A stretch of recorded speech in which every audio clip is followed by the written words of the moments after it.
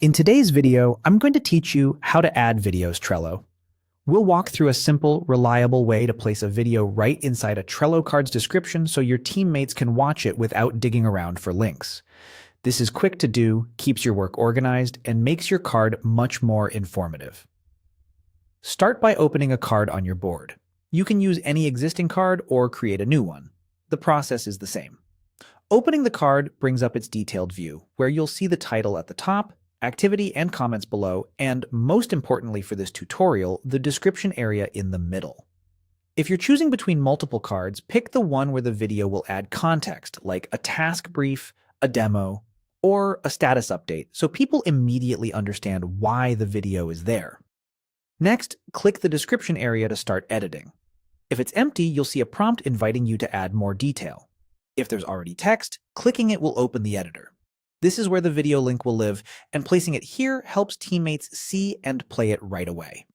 It's also a good idea to add a short sentence that explains what the video covers, so anyone scanning the card knows why they should watch it. With the editor open, look for the link icon in the formatting toolbar. It typically looks like a small chain link. Clicking this icon lets you add a link directly into the description. You should see a small field appear where you can work with the link. This keeps the formatting clean and ensures the video link is embedded in a consistent, readable way. Then select the video you want. Use a direct link to your video, such as a shared URL from a hosting platform or a link to a compatible video file.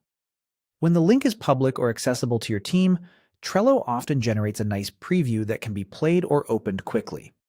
Choose the video that best supports the card's purpose. Short, clear clips work best.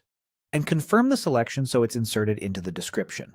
If you added supporting text, keep it concise and place the link on its own line to help the preview stand out. That's it. Your card now includes a video right in the description, making it easy for collaborators to view, discuss, and take action.